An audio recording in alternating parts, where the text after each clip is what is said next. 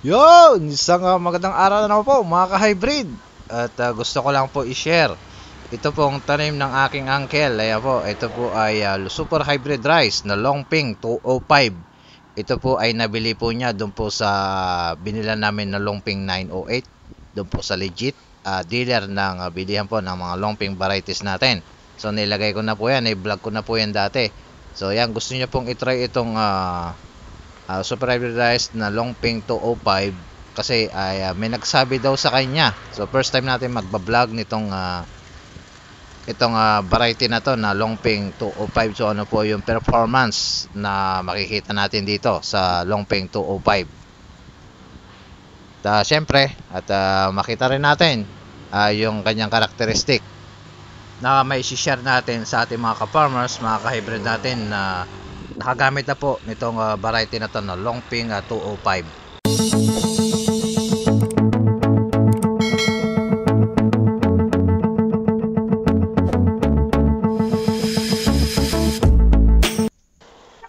Magandang araw mga ka-hybrid, Lakbay Farm Vlog. Nagbabalik muna sa aking YouTube channel. At kung bago ka lang sa aking YouTube channel, huwag mo kalimutan mag-subscribe. Pakihit na rin po ang notification bell para lagi po kayong updated sa mga videos na ating ina-upload. So for today's video mga ka-hybrid, gusto ko lang po i-share ito pong tanim ng aking uncle. Ayan po ay isang Longping 205 user.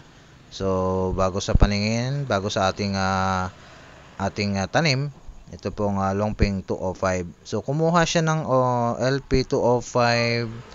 So mas nauna kaming kumuha sa kanya doon po sa legit na aming pinagbilan. So na-vlog ko na po yan yung legit na bilihan po ng Longping variety. Yan po. At gusto niyang testing itong 205 at yung sa amin 908 at makita daw niya yung sa akin at yung sa kanya makita ko rin daw at para may comparison, no, para po sa susunod na season ay kung ano yung pagkakaiba, kung ano yung pipiliin niyang variety na itatanim nitong darating na wet season. So yan, so may nagsabi daw sa kanya na kanyang kumpare ay malakas pong umano itong Longping 205. Yan po mga ka-hybrid. So as you can see, flowering stage pa lang siya ay maganda na yung kanyang performance na makikita natin. So maganda rin ang kanyang mga inuhay. Pero bago yan, syempre tayo ay magsha-shout out. So yan mga ka-hybrid, matagal tayo hindi nakapag-shout out.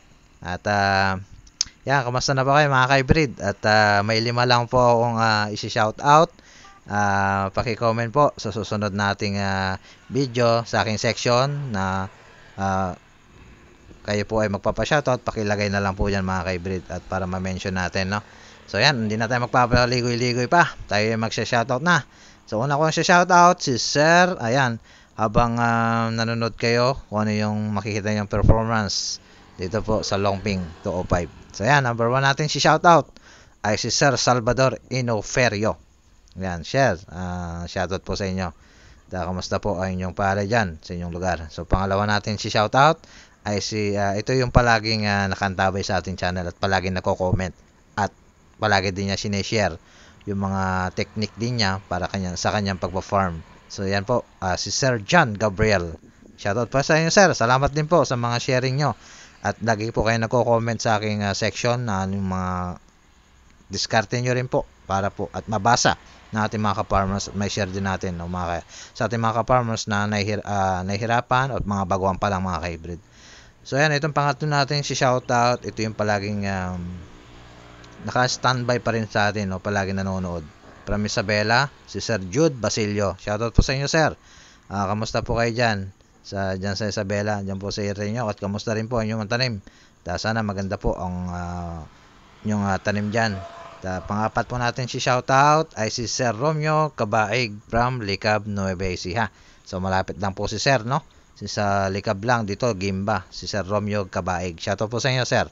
At yung panglima natin isi-shoutout ay si Ma'am Leonora Salaysay from Dubai. Yan po, nakakabot yung ating channel sa iba't ibang panig ng mundo. Ayan, sa Dubai. So, shoutout po sa inyo sa Dubai at pati na rin po sa Taiwan. May mga shoutout din po dyan sa Taiwan. So yan, dako na tayo ngayon sa tanim ng aking uncle. Ayan, LP205. Ayan, performance flowering stage.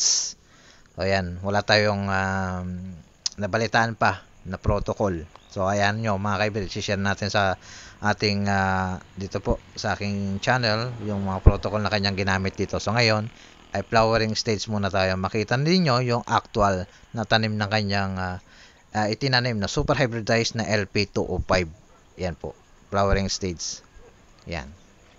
Isa pa sa mga napansin ko rito sa tanim niyang LP205, wala akong makitang stem borer. Yan po mga ka-hybrid, halos nilibot-libot ko yan sa paligid-ligid. Kasi pang flowering stage pa lang, may makikita ka na kaagad na stem borer. Pero dyan sa kanyang tanim, wala po akong napansin na stem borer. So alamin natin sa makalipas na araw, ay i-check pa rin natin itong tanim niyang LP205 kung may stem borer na tumutubo pa rin no, mga ka-hybrid. So para din sa inyo kalaman mga ka-hybrid, ang LP205 karakteristik po niya ay may potential yield na abot po ito sa 7 to 12 metric tons per hectare.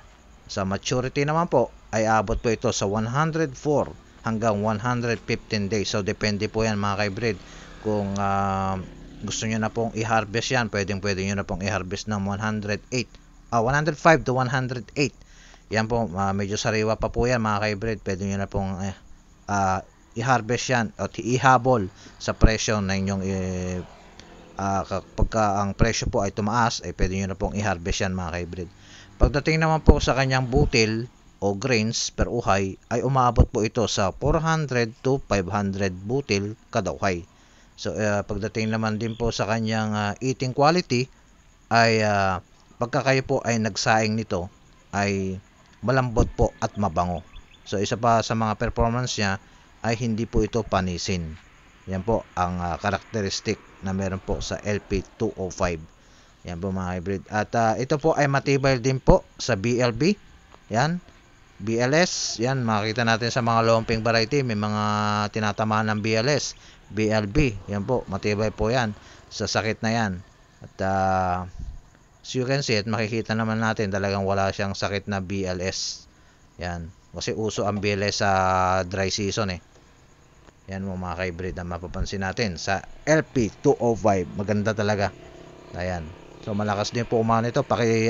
Sama po ito sa mga malalakas po umani. Ito mga LP natin, no? Itong LP na 205. Yan po mga ka-hybrid. So alamin natin lahat yan. At gagamitin yung mga ginamit niyang protocol, herbicide, mga ano pang in-spray niya rito, foliar. So yan po yung malalaman natin. Ilalagay na at ibibideo natin sa susunod nating vlog. Yan po mga ka-hybrid.